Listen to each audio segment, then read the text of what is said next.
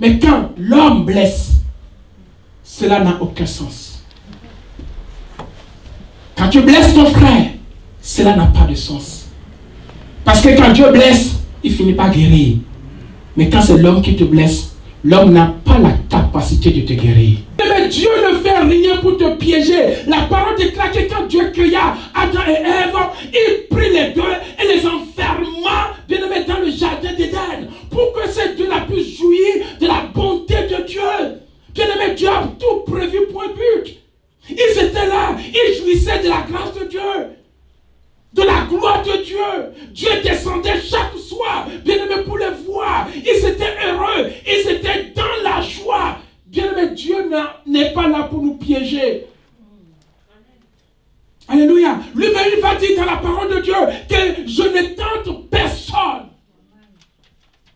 Il n'y a aucune situation qui est là comme un piège. Et dans ce jardin, bien aimé, Dieu va mettre quelque chose. Ce n'était pas un piège. C'était pour leur fidélité et leur obéissance. Alléluia. Amen. On ne peut pas le prendre comme un piège.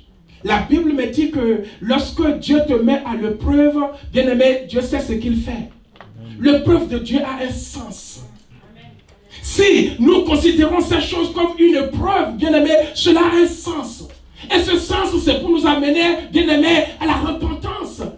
Et pour nous amener, bien aimé, à la sanctification. Pour nous amener, bien aimé, à la soumission des choses de Dieu. Pour nous amener, bien aimé, à l'obéissance des choses de Dieu. Amen. Comme je le disais dans le livre de Deutéronome, est-ce qu'on peut le lire? Deutéronome, chapitre 32, le verset 39. Sachez donc que c'est moi qui suis quoi? Dieu. Et qu'il n'y a point de Dieu près de moi. Je fais vivre et je fais comment? Mourir. Je blesse et je guéris. Et personne ne délivre de ma main. Bien-aimé, et en Dieu, il n'y a pas de piège. Quand Dieu, bien-aimé, te met à l'épreuve, il sait pourquoi. Cela a un sens. Quand Dieu te blesse, bien-aimé, cela a un sens. Et quand c'est Dieu qui te blesse, laisse-moi te dire que cette blessure a un début et aussi a une fin. La Bible dit que c'est Dieu qui blesse et c'est lui qui est capable de guérir. Alléluia. Donc ce qui veut dire que si Dieu te soumet à un châtiment, laisse-moi te dire qu'il finira aussi à enlever le châtiment.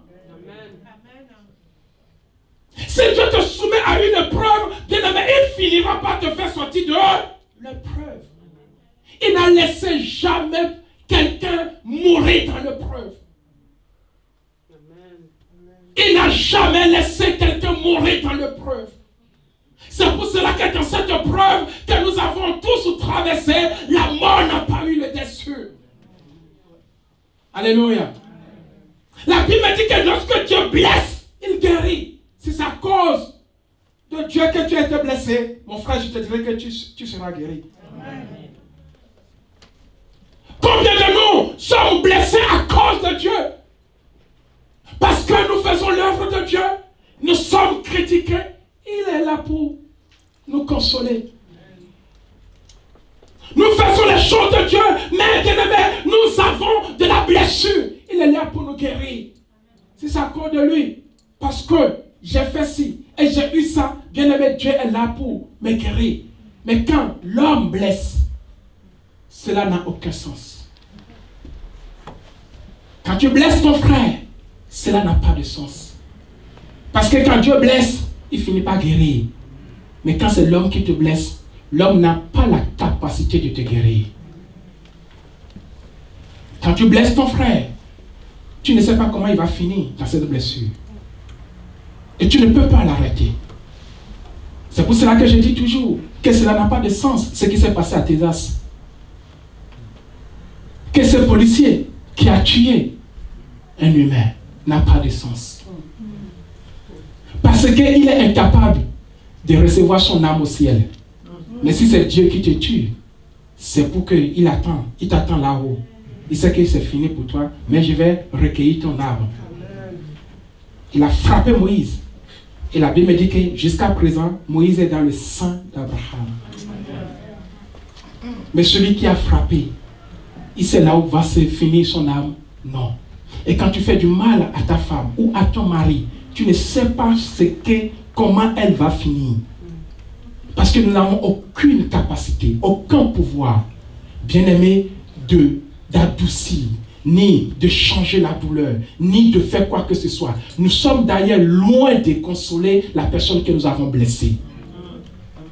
Cela n'a pas de sens quand nous faisons du mal à nos prochains. Quand nous calomnions nos prochains, ça n'a pas de sens. Quand nous injurions nos prochains, ça n'a pas de sens. Alléluia. Parce que nous ne savons pas s'il a la capacité de supporter nos injures. Et s'il mourait après? Et s'il se suicidait? Parce qu'il n'a pas supporté ce que tu lui as fait. Mais si c'est un homme que Dieu est en train de punir, il ne permettra pas que la personne meure. Amen. Pendant la situation où la personne sera dépressive, Dieu viendra pour lui dire, prends courage, lève-toi, fortifie-toi, je suis avec toi. Mais quand c'est quelqu'un qui t'a blessé, il n'a aucune idée de comment tu vas finir dans la blessure. Alléluia. Bien-aimé, Dieu ne peut pas te piéger. C'est pour cela que ne cherche pas à faire du mal à ton voisin, à ton frère, car tu n'as aucune capacité, aucun moyen, bien-aimé, de le redresser après l'avoir chuté par terre. Amen. Laissons Dieu agir dans nos vies. Amen. Laisse Dieu blesser ton frère. Si Dieu le blesse, il va le guérir. Amen. Mais toi, ne le fais pas à la place de Dieu. Amen. Amen. Je dis, ne le fais pas à la place de Dieu. Bien-aimé, la parole déclare que ce n'était pas un piège pour Adam et Ève lorsque Dieu a placé, bien-aimé, ce fruit dans le jardin d'Éden. Ils jouissaient bien de tout. La parole déclare que tout à coup, Dieu arrive. Dieu arrive dans ce jardin et commença à chercher quelqu'un. Et il ne trouva pas la personne à son poste. Amen. Bien-aimé, quand nous servons Dieu, Dieu certainement nous place à un poste. Amen. Là où Dieu voulait voir Adam et Ève, il ne les a pas vus. Il y a quelqu'un qui les a enlevés de leur place. L'ennemi est venu, il les a enlevés de leur poste. Quel poste occupais-tu dans la maison de l'Éternel? Quand tu as donné ta vie à Jésus, quelle était ta place? Amen. La Bible dit que ces deux étaient là, jouissaient, bien-aimés, des bontés de Dieu, étaient là à leur poste. Bien-aimés, soignons à notre poste. Quel réunion, bien-aimés,